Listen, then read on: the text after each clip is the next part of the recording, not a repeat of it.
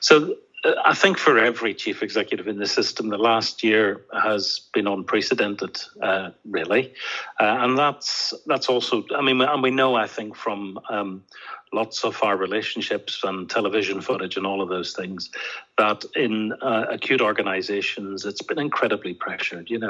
Unprecedented, as I said.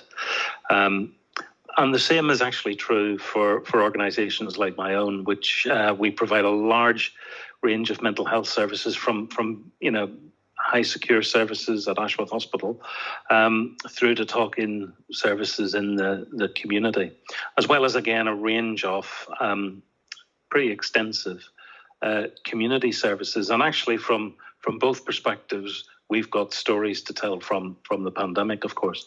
I mean, you can't have many conversations with people about the impact of the pandemic, I mean, the general public, when the whole issue of mental health doesn't come up. Sometimes people mean their mental well-being, which is slightly different to their mental health.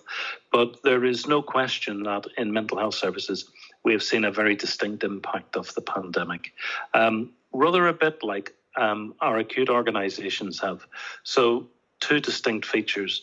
We have dealt with people who are very much more seriously ill than we would normally do. So we've seen presentations of people who have required hospitalisation really rapidly. And of course, in mental health services, we have a strong tradition of hospitalisation, minimising hospitalisation and doing as much for people in the community closer to their connections and their support systems. But we have seen a tremendous demand on mental health beds, to the extent that our Merseycare and indeed some of our neighbouring mental health organisations have really touched the edges of this thing about out of area treatments or out of area placements. Now, we've done a fantastic job across the three mental health organisations in Cheshire and Merseyside to keep those numbers to an absolute minimum. But actually that has required a level of intense activity, of inventiveness, of repurposing our facilities and so on, to make sure that even though we did hospitalise more people, we hospitalised them as close to their home settings as possible. And I suppose lesson one that comes out of that is across the mental health system in Cheshire and Merseyside, although we're three independent statutory organisations, an awful lot of the time we acted as one. And that was, first of all, good to see. And it's definitely a thing we want to retain and keep.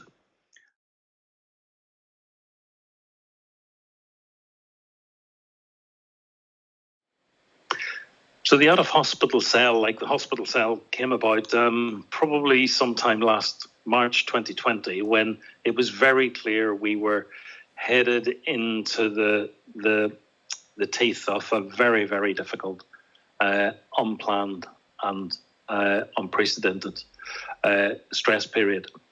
The two cells were set up under the Emergency Powers Act, and the cells related directly into Bill McCarthy at NHS Northwest and his team.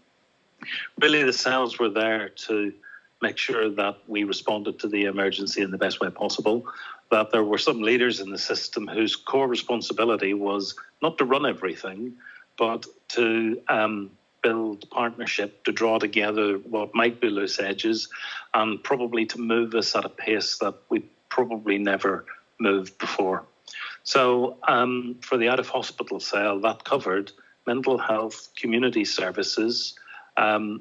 It drew in primary care in Cheshire and Merseyside, and it drew in a relationship with all of the local authorities, but principally public health colleagues and social care colleagues. So, and of course, a relationship through to the many types of community and voluntary sector service that we have all across the place. So if the Cheshire Mersey geography is pretty large. I think it's got the largest geographic footprint of well, certainly in the top 10% of ICSs. Complex group of relationships, I must admit it was more than a bit of a challenge to take that on. And of course, the other part of what we were doing in that cell was not just to create all of those connections, but to make sure that those connections then appropriately related to the activities of the hospital cell. Frankly, actually, it's been a really difficult thing to do, just because there have been so many moving parts. But it's also been an incredibly rewarding thing to do. I'm full of absolute regard for all of my colleagues in the out-of-hospital cell, for the brilliant relationships we've forged with directors of adult social services, in particular across all of the local authorities. They've been critical, actually, to the community response to COVID, particularly around making sure that we were able to safely accelerate quite a lot of our discharge planning. That was so critical when, particularly in the third wave of COVID that we've just experienced, just come through, when we knew there was intense pressure on our critical care and our general and acute beds, and what community services did at the front door of hospitals and did at the back door of hospitals was absolutely essential to keep the flow moving. And you can't do that without social care, absolutely at the heart of things. You can't do that without not just social workers, but the social care system. So care homes and so on were a critical part of this support network. Councils themselves, council leaders were a really important set of allies in this, and it was fantastic for us to be able to reach a point in Cheshire and Mersey where we were able to discharge to the most appropriate bed, rather than just discharge to the sort of destination local authority, which meant that everybody was now starting to do care without boundaries. And that took us a lot of work to make sure that we did it well. But actually, it was, as I say, a huge pleasure to work with people who understood the importance of us all working together and got in behind those ideas and made them happen. The last thing, and probably the most significant thing, I think, in terms of the out-of-hospital delivery piece, has been the development of really our thinking around population health management and what we could do about that. Almost on day one in the out-of-hospital cell, it was very clear we didn't have the information we needed to manage the system as effectively and as efficiently as we should have. Lots of what we do in NHS terms is based around episodes of care. So, if you can have an episode in a community service in a hospital bed or whatever, and it moves on. Actually, COVID is a population health problem. It doesn't observe the usual rules of when you get sick, admission, medication, all of those sorts of things. So it became for us a real live example of why we needed to do population health management. We needed to understand where people were ill, what was happening to them in closer to real time, what we could do as we developed new approaches in and around that. So what was really the impact of oximetry? Critically, in the very early days, how was testing working? Was testing really in the armory of things? I mean, we all knew it should be, but was it? And of course now vaccination. So what really is vaccination doing in our populations? And more importantly, maybe, what bits of our populations are not getting vaccinated? So that generated those very large set of questions for us. So we were very fortunate early on with colleagues from Liverpool University to really say what we needed was some sort of combined intelligence for population health action. It's okay knowing all of this data, what we're going to do about it. So that combined intelligence for population health action, which we call CIPFA, has sort of become a thing now in Cheshire and Mersey. It's the way that we're starting to think about, broadly speaking, connecting our intelligence to support the COVID response. It really is that thing about a big shared data facility. And if I just read you off, what CIPFA did in 90 days was it connected against particular use cases, 14 acute trusts, 5 community and mental health trusts, 9 local authorities, 387 GP practices in 12 CCGs, 1 ambulance service, covering 2.3 million people. And we took the data lakes that exist out there, and for the bits that we need for the current COVID response, we were able to draw all of those together. So we're able to look much more now at the idea of being able to pick information up about COVID and decide what we're going to do really, really rapidly in response to that information.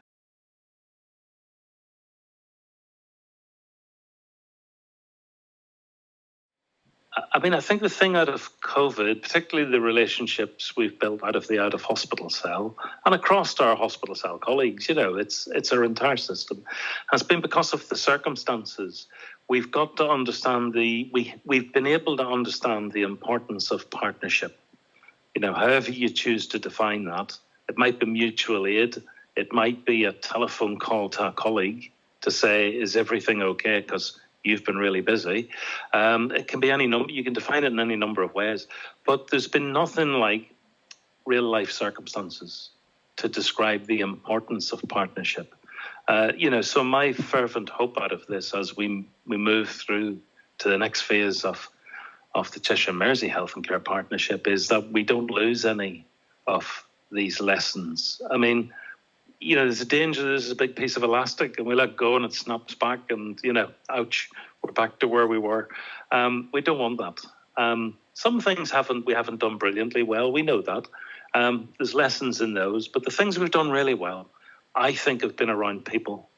It's been around resurfacing how important compassion is, compassion to the people who we're providing service to, but actually compassion with each other, as professionals in the system, as agents of different organisations with different, who look at the health and care system through a different lens, but nonetheless still partners, then not just to see that partnership as a transactional thing, but to see the partnership as a relational thing is, for me, that's been the rewarding thing in a very difficult year of work. And it's the thing I'd say we've got to work out ways to hang on to those relationships.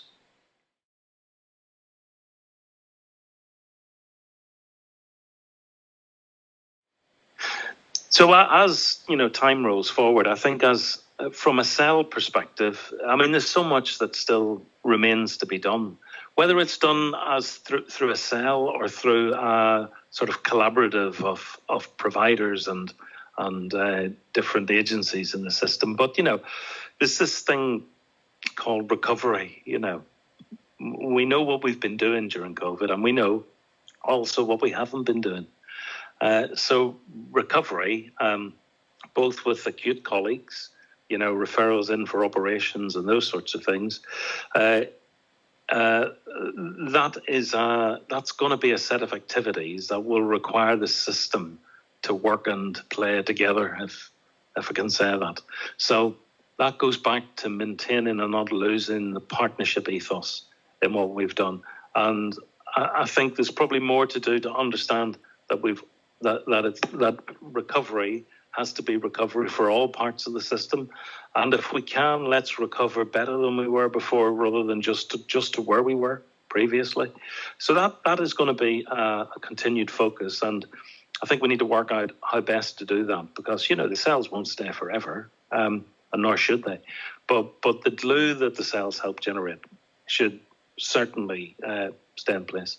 From my own trust's perspective, we will need to continue to work out where those people are who haven't been presenting to our services for quite a period of time. We, because of the nature of the organisation we are naturally very close to our places. So we want to continue to push really hard on sort of bringing to fruition some of those lessons out of COVID. So what could we have done better as a system if we had organised our community prevention, public health, general practice, and all of those things into a sort of if we'd all been pointing in the same direction in the same way. Could we have done a lot of prevention? Could we have responded much earlier? Could we have kept people out of hospital even better? So I think those are going to be the sorts of things, organisations like mine and just about everybody else's is going to be focused on. I don't think the recovery pace will be fast, but I do think it's going to be probably the single point of focus for the next 18 months, 2 years, my guess, no matter what part of the healthcare partnership you work in. And lastly, just from a mental health perspective, I'm very conscious that what we do is, in mental health terms, is fix the single biggest, or at least address the single biggest source of disability in society. That's mental well-being and mental health. Now, if we don't do our job very well collectively with colleagues in the voluntary sector and public health and so on, then what happens is our people in Cheshire and Mersey are sicker, and particularly with mental health and disability, that means their opportunity to work, to be productive members of society, to create inward investment and attract inward investment becomes a problem. So I suppose for me, that's the other thing I want as a community and mental health provider to be able to do, is to now work shoulder to shoulder with local authority colleagues who will have responsibility for recovering the economy as we go ahead and recovering education and all of those sorts of things. Well, an organisation like ours, and it's our commitment, is to be right front and centre, shoulder to shoulder, resources aligned with our local authority colleagues to make sure that we play our part in getting to that particular endpoint.